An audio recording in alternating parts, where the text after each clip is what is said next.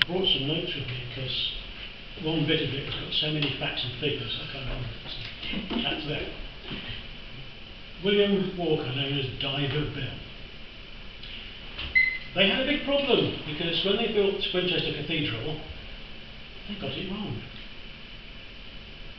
Yes, well, 1070 they built it. And what they did, it was the Normans, they drove a whole pile of beech and oak logs into the ground, into the pit.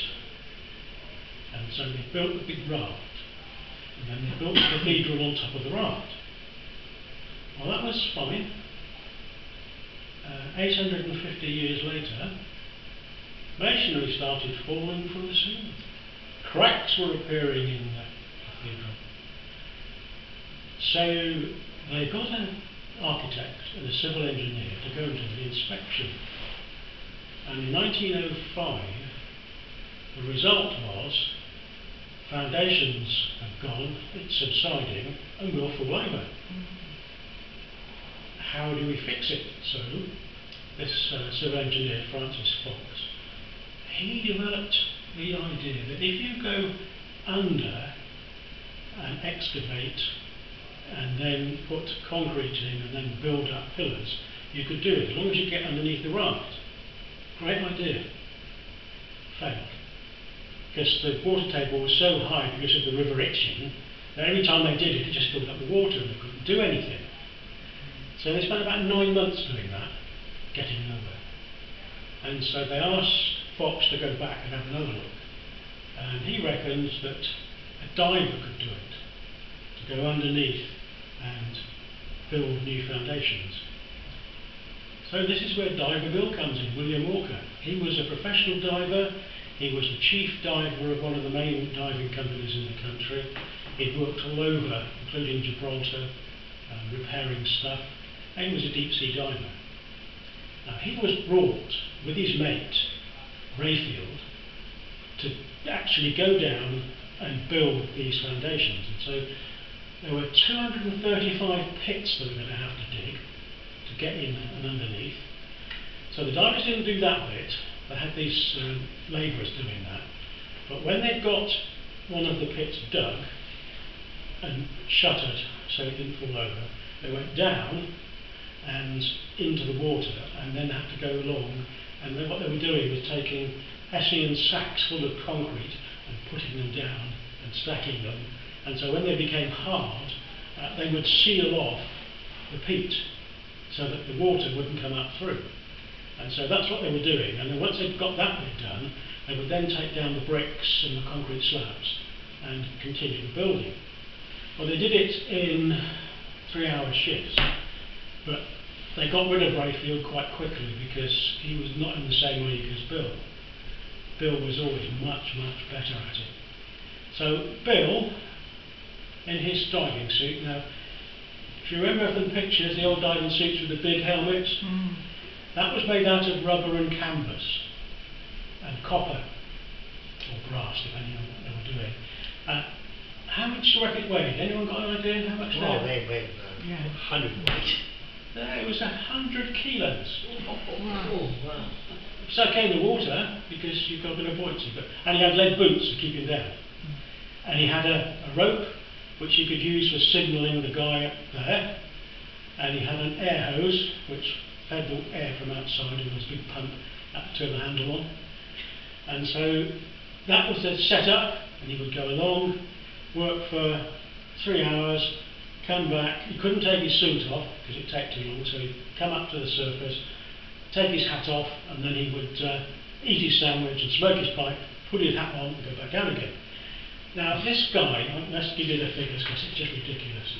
He worked from 1906 until 1911 doing this because it was a massive thing.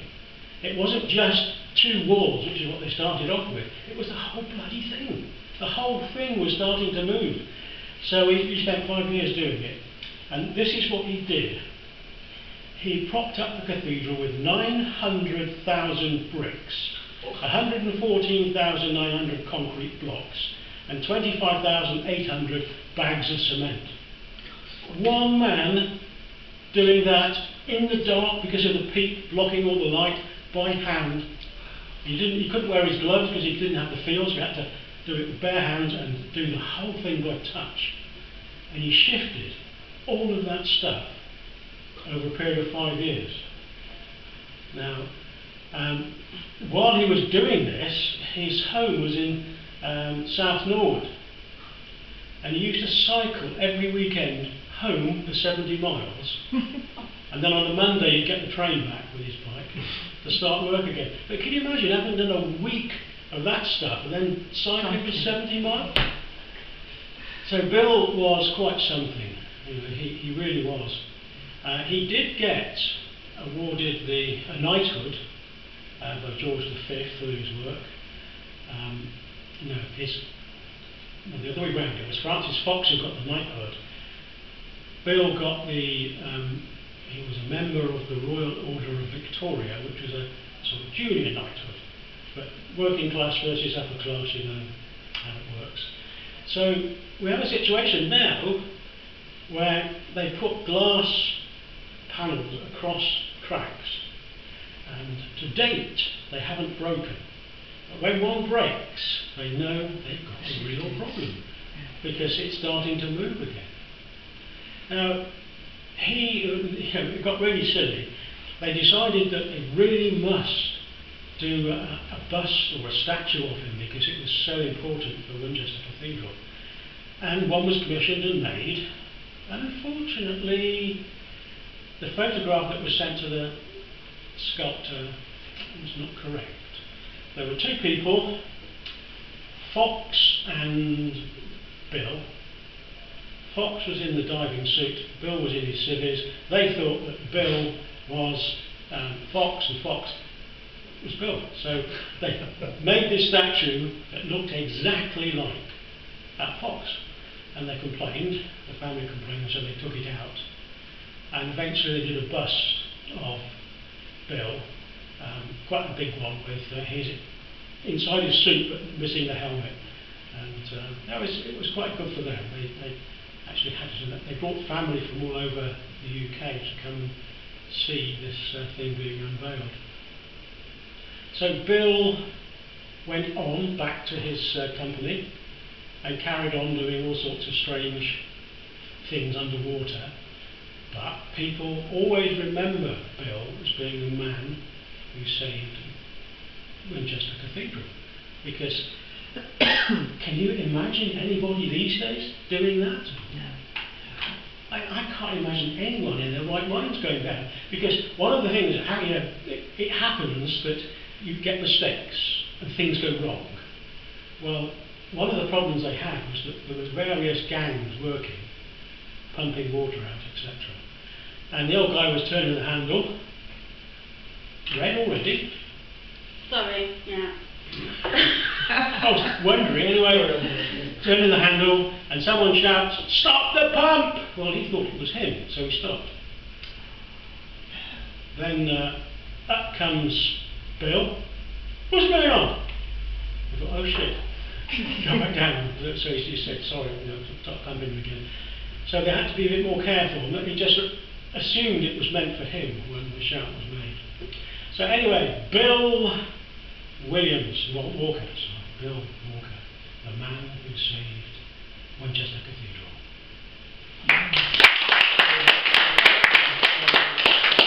Questions first, please. Questions. I have a question. Sorry, Yeah. Brian. How did everybody go and check his work then? how did they know? I mean, Well, it didn't move. Until the data is still there. Yeah, it was in the bush. Yeah, it didn't move, so it must have And gone. who paid for it? The diocese had to pay for it. Yeah. Do they know how much it cost? No, I don't. There was no. They were really pissed off because after it was scheduled to last no more than 15 months. It was 5 years. Because they started off just doing those the two sides, and then they could see that the other side was starting to go down, so they had to go around and do the whole thing in the end, which took them 5 years. So did he sustain any injuries at all? No, he got away with it completely. The thing about it is that because he was underneath, if there was any fall, he would be just squashed or trapped and no one would get to him. So he would have died down there, especially when this air supply is missing. It would be crushed, the pipe would be crushed. How deep? I would say 20 feet was about the deepest. Oh, that's still a long way. Yeah, 20 feet was the deepest one area, and other areas were about 10, but still having to go down into the deeper stuff. The biggest problem he had was avoiding being hit by sacks of concrete when they were chucking them down. I was just going to say, how did they get them? No, they just chucked them chucked them down, and the bricks, and then he had to... Yeah, he had to pick them up and take them. Wow. Because he had an amazing time down there. I mean, if you ever wanted to be on your own, that was it. Absolutely no one to talk to. You can't hear anything. It's just a bit noise of the water and the rocks hitting you or you hitting it. And what sort of age was he? He was about, what was he, 50?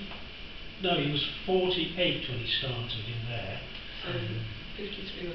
Yeah, something like that. And he died in 1918 of all things Spanish flu. And what age was he then? I can't remember, sorry. He lived a while after. Oh, he started 1869 to 1918, so if anybody can work that out quickly, because I can't.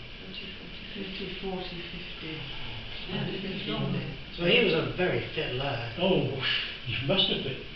Right. Okay, this stuff doesn't weigh very much underwater. Yeah, but it's a sheer physical exertion. On his own. Yeah, he's completely on his own doing it. Did he have any friends or family? He had a family, which He finally gave up. He went home Big every weekend. He enjoyed his own company. Yeah, Wow.